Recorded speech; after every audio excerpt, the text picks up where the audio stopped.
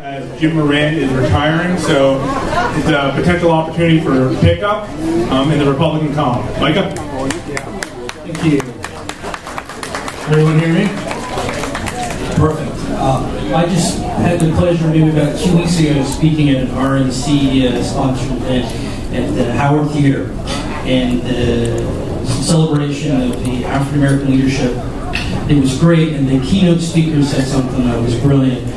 And he said, blessed is he who is brief, for he shall be heard again. So I want to make sure I keep to that. And one of the things I found on the trail that helps, believe me, is that you start with a very small piece of paper, and you write a few things down, and when you run out of paper, you're done.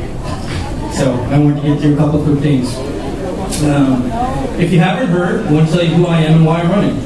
I'm a military veteran. I spent 8 years as a Marine Corps officer, as former congressional staffer, and a small business owner. I live in Alexandria, and I've been here for the last 10 years in the area, having returned from 2 overseas tours.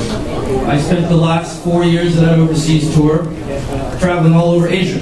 I was living in Japan, but had the opportunity to go everywhere between Eastern Russia to India. So I've been all over China, Vietnam, Korea, Cambodia, Taipei. My job, quite frankly, was to engage the leadership in all these communities and ask how could the United States work better with them and what are their issues and what are their concerns. My last job in government was really what speared off why I wanted to run for Congress.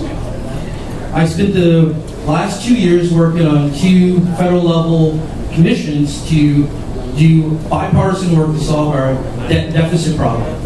It was to find a balanced way to solve it. And my job was to manage the staff and the national security budgets and find a way to do this without burdening further the American people.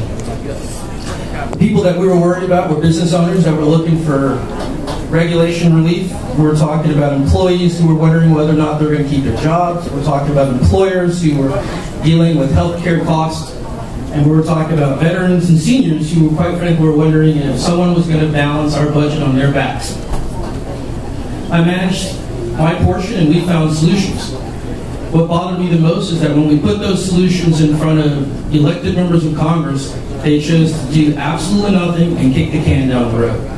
I spent 2 years of my life working with people across the aisle to find those solutions. We put them in front of members of Congress, and they chose to do nothing. So I said I can either come back again and manage staff for a 3rd time and give people an opportunity to do something, or I could run myself and be a vote. So I decided I'd get in. So last year I said, I'm going to go out and speak to members of the 8th District about telling them I want to represent them as a fiscal conservative that was willing to go out and work with members on both sides of the aisle to solve our budget problem. I think that's undermining our economic security, our national security, and our ability to invest in the future.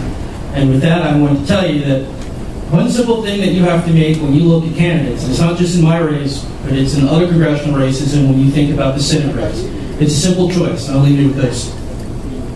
You're going to send people to Congress or the Senate, and they're going to look at problems and they're going to think, with enough time and enough money, government can fix it. Or you're going to send someone to Congress or the Senate that's going to say, wait a minute, government should play a part, but it shouldn't be the end solution. And that government has limits.